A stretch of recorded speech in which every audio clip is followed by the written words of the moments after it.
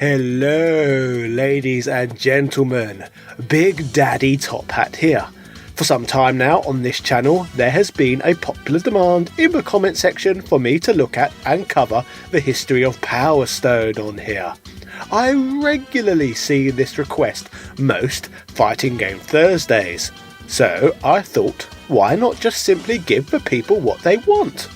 Power Stone is a title that I have a fair amount of experience playing, but I have never really considered that this game comes from the same genre as, say, this game.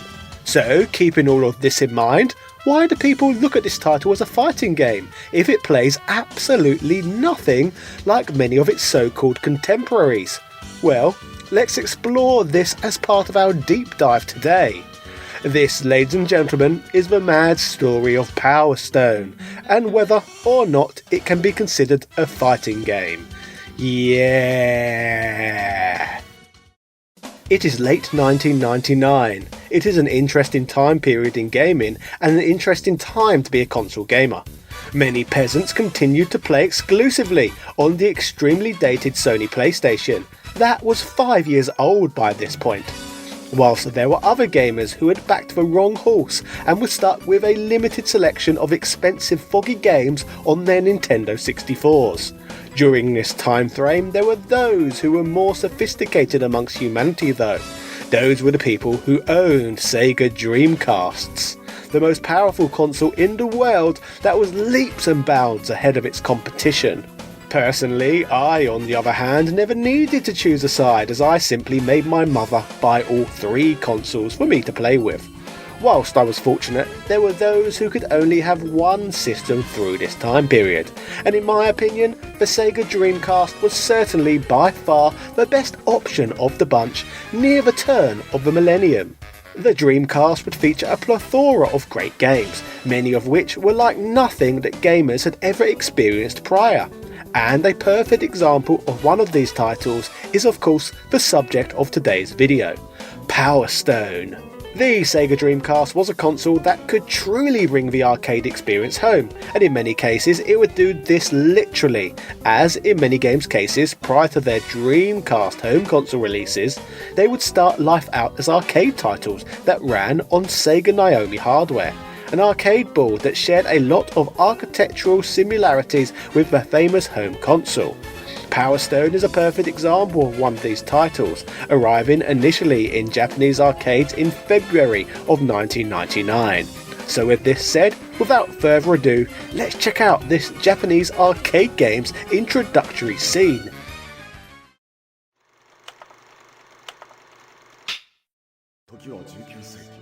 迷信や伝説が生きていた古き良き時代、一攫千金を夢見る冒険者たちは伝説の秘宝を追い求めていた。どんな願いも叶えてくれる奇跡、パワーストーンを。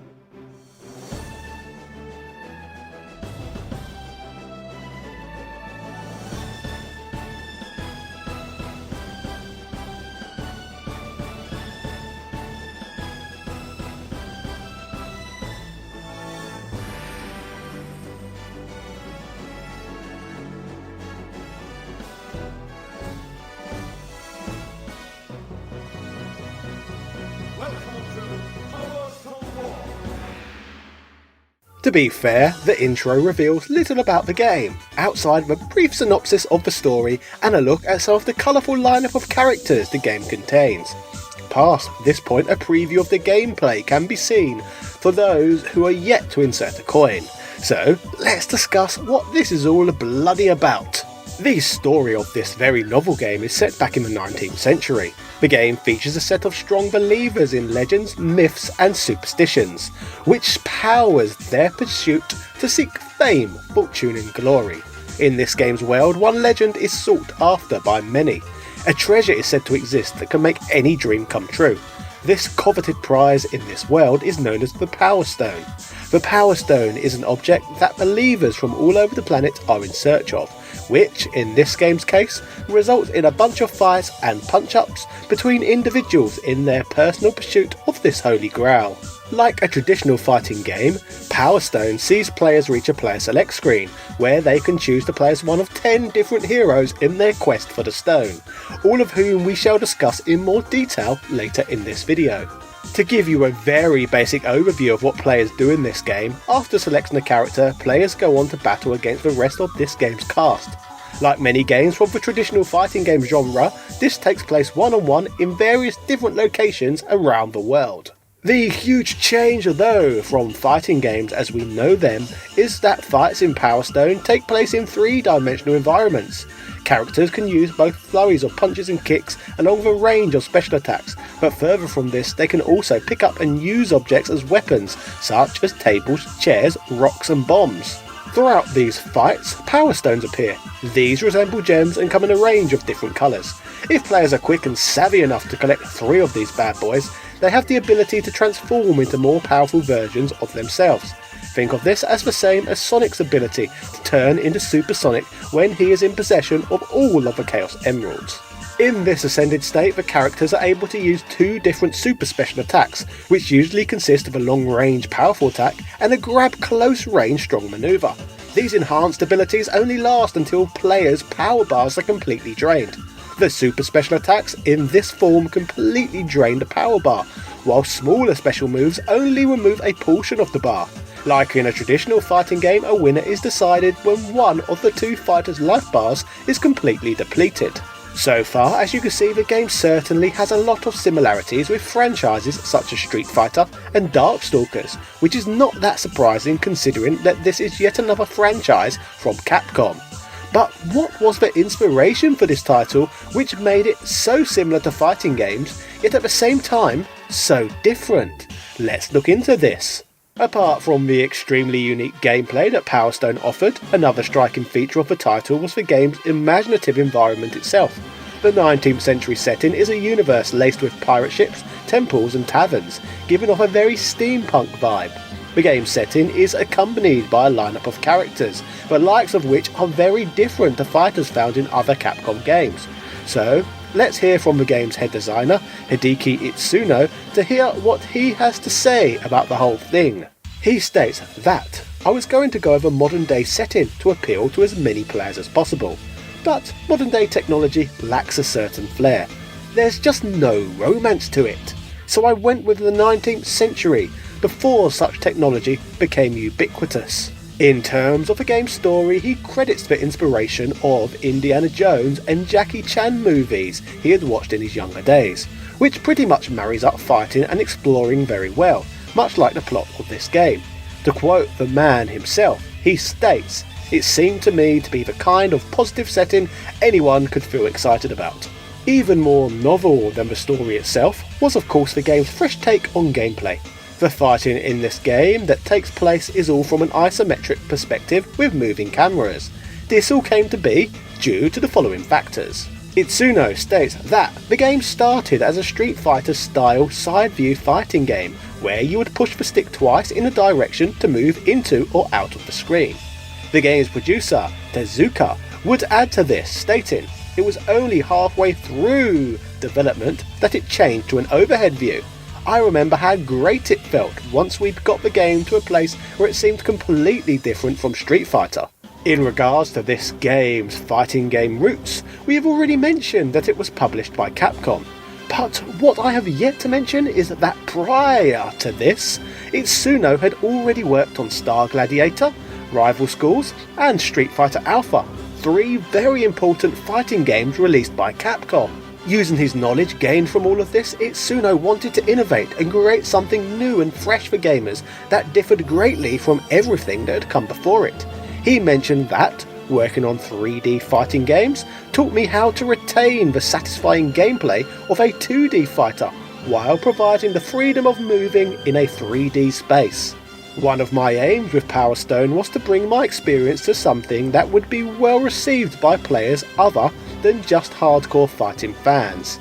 Fighting games had become incredibly niche and ordinary gamers were no longer able to keep up. This quote is particularly interesting because, as covered on this channel before, this was the same time frame that Street Fighter 3, along with the revisions, all commercially bombed, and Rival School's sequel, Project Justice, did not perform too clever itself either.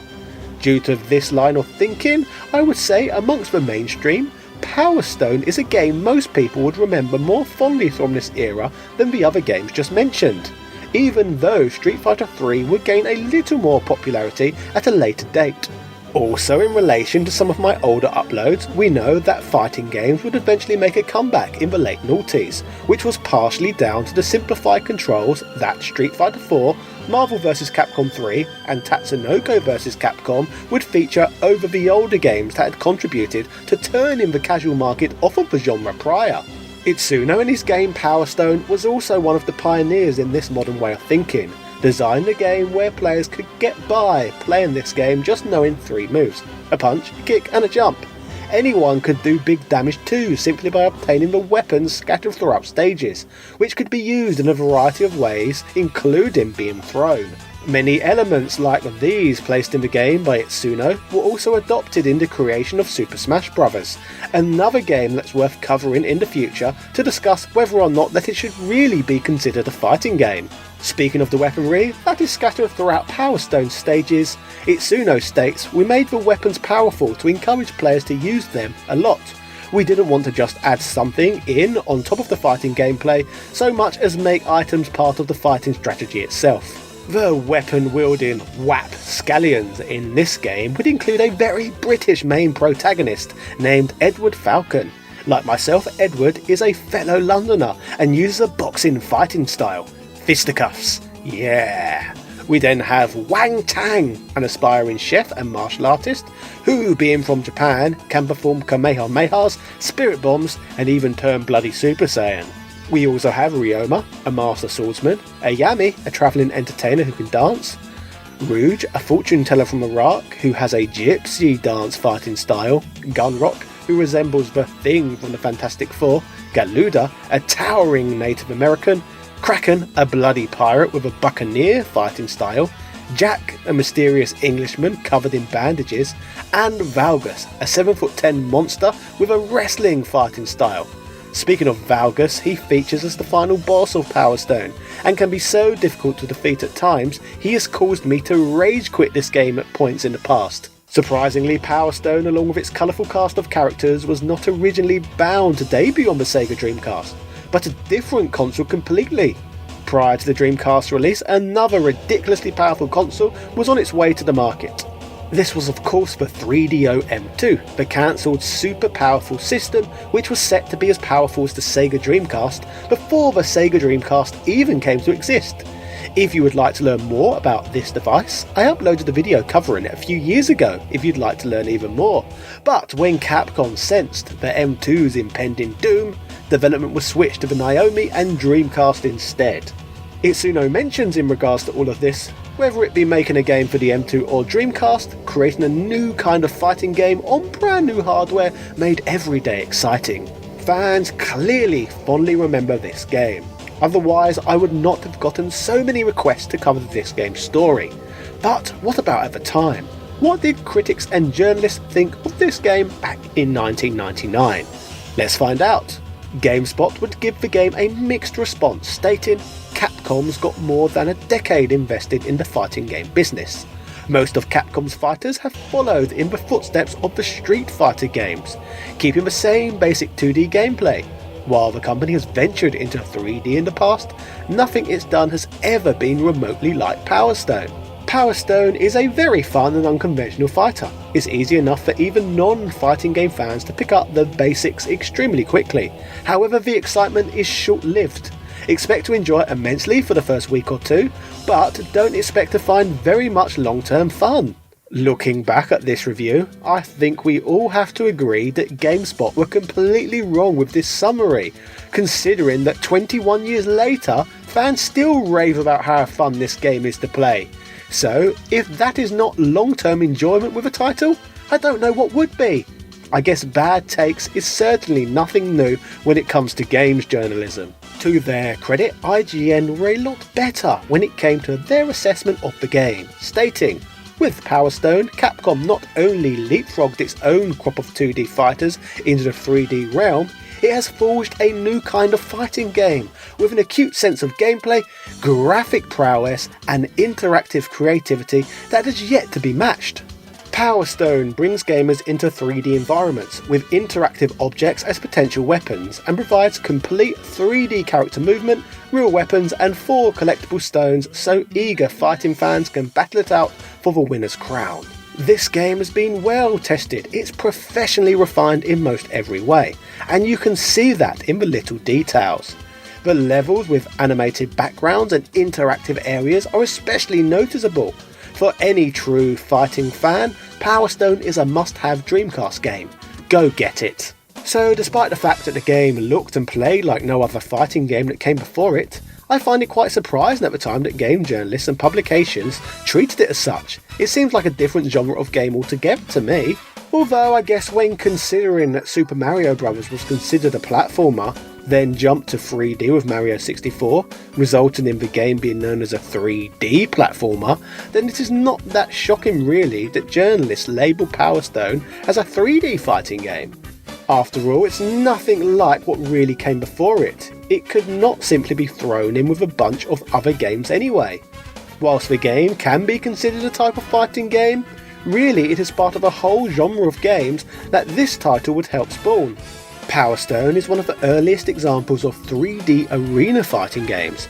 There are now dozens of games that fall into this same category, such as Dissidia NT, Gundam Versus and Pokken Tournament, but none of these games existed yet in 1999. Today, Power Stone is a game with a timeless appeal that pioneered the way forward for many other titles that would take influence from this now classic game. So to answer the question from the video's title, is Power Stone really a fighting game? Well, it's not a fighting game in a traditional sense, but it is a member of a 3D arena fighting game genre, which could be argued as a subgenre of fighting games anyway. So I guess we are now just playing about with semantics at this stage.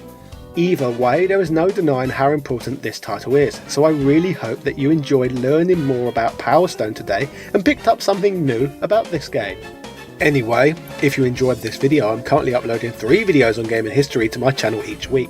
So, if you want more content like this, make sure you like, subscribe and hit the notification bell for new content, and go through my backlog for hundreds of free hours of entertainment.